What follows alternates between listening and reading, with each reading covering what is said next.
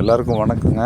இது எம்எஸ் கிச்சன்லேருந்து உதவி பேசுகிறேன். உங்களுக்கு நிறைய முறை சொல்லியிருக்காங்க, ஒரு தோட்டம் வந்து ஆர்கானிக்காக போட்டிருக்கோம். அது வந்து நம்ம சமையலுக்கே பயன்படுத்துறதுக்காக. இது வந்து இந்த கீரை வந்து விதைக்காக விட்டுருக்கோம். எல்லாம் பாருங்கள், இது முளைச்சிருக்கு. கீரை வேறு, நம்மளே இந்த விதையை எடுத்து இந்த விதையை யூஸ் பண்ணணும் அப்படிங்கிறதுக்காக, நாட்டு விதையை பயன்படுத்துறதுக்காக இந்த கீரை விதையெல்லாம் விட்டுருக்கோம்.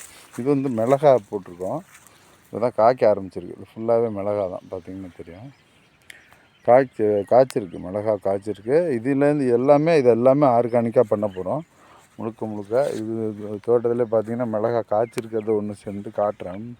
இப்போ தான் காய்க்க ஆரம்பிச்சிருக்கு, அதனால் அதிகம் இல்லை, இப்போ தான் கம்மியாக தான் காய்ச்சிருக்கு. இது பாருங்கள், இதில் பார்த்திங்கன்னா மிளகா இருக்குது, தெரியும், அடியில் இருக்குது, இந்த இதுலேயும் இருக்குது, இந்த இதெல்லாம் பார்த்திங்கன்னா தெரியும், அடியில் இருக்குது, மிளகா இருக்குது, சரிங்களா? அது மாதிரி காய்க்க ஆரம்பிச்சிருக்கு நிறைய இதில். அதே மாதிரி தக்காளி போட்டிருக்கோம் பாருங்கள். தக்காளி பூரா நாட்டு ரகம், பூராவே இந்த நாட்டு ரகத்தை உங்களுக்கு வித்தியாசமாக காட்டணுன்னா எப்படி காட்டணுன்னா, இப்போ இதில் காட்டுறோம் பாருங்கள். இது வந்து நம்ம விதைச்சிருக்க நாட்டு ரகம். இந்த தக்காளியிலே ஒரு வித்தியாசம் தெரியும். இந்த பாருங்கள், இதுதான் நாட்டு ரகம். இந்த தக்காளி இந்த மாதிரி இருக்கும், நாட்டு ரகம். இப்போது நீங்கள் ரெகுலராக யூஸ் பண்ணுறீங்களா ஹைப்ரிட் ரகம், அது வரைக்கும் பாருங்கள், வெள்ளைன்னு இருக்கும்.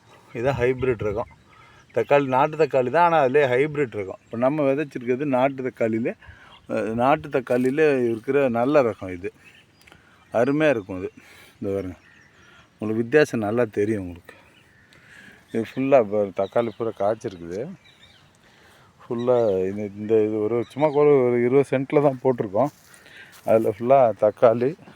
இதெல்லாம் நம்ம தக்காளி தான் பூராவே காய்ச்சிருக்கு. இன்னும் ஒரு வாரத்தில் வந்து பறிக்கலாம் எல்லாமே. பார்த்திங்கன்னா தெரியும். நம்ம ப்ராப்பராக அதை வந்து இது குச்சி கட்டிலாம் பண்ணலை, அப்படியே விதைச்சிட்ருக்கோம். ஆனால் ரெகுலராக அதை பார்த்துக்கிட்டு தண்ணி விடுறோம் ப்ராப்பராக. பாருங்கள் தெரியும், ஃபுல்லாகவே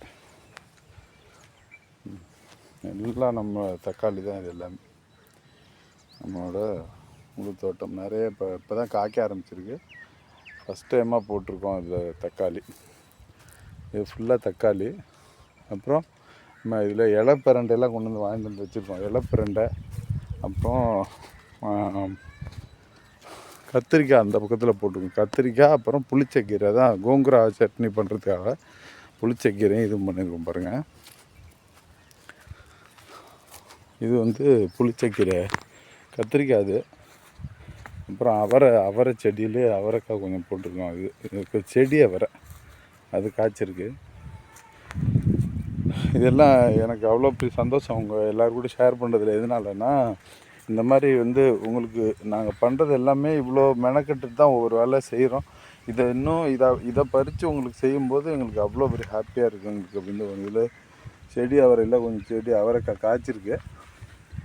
இது சும்மா ரொம்ப பயன்படுத்த முடியாது, இப்போதைக்கு கம்மியான அளவில் தான் போட்டிருக்கோம். சாம்பிளுக்காக போட்டு பார்த்தோம் எப்படி வருதுன்னு. இதில் கத்திரிக்காய் ஃபுல்லாக போட்டிருக்கோம். எல்லாம் இப்போ இன்னும் காய்க்க ஆரம்பிக்கல கத்திரிக்காய்.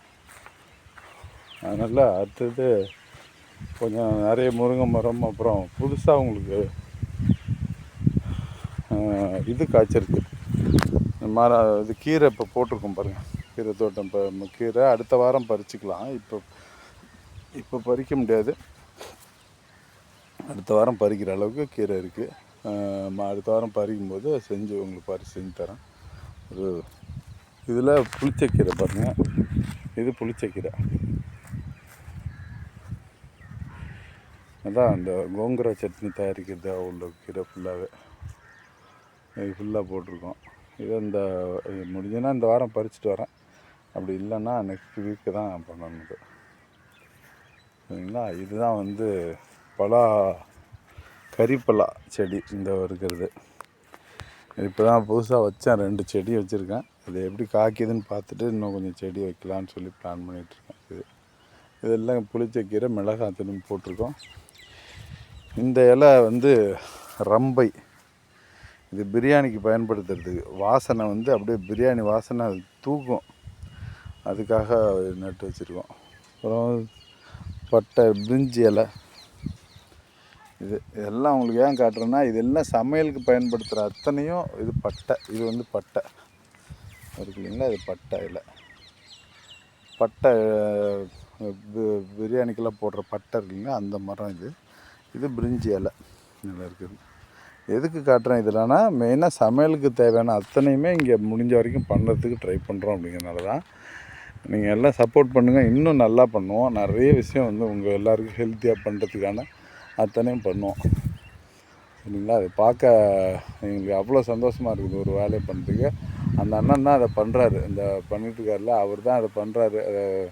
ஐ மீன் தண்ணி விடுறது வேலை, மற்றதெல்லாம் அது பராமரிக்கிறதுலாம் அந்த அண்ணன் தான் பண்ணுறாங்க. நல்லா பண்ணுவாங்க அந்த அண்ணன். நீங்கள் யாருக்காவது வேணும் அப்படின்னா எங்களுக்கு பேசுங்க. இதை கீரையாக நல்லா வந்ததுக்கப்புறம் உங்களுக்கும் முடிஞ்ச வரைக்கும் பறிச்சுட்டு வந்து தர்றதுக்கு பார்க்குறேன். கீரை, தக்காளி எல்லாமே. சரியா? நன்றி.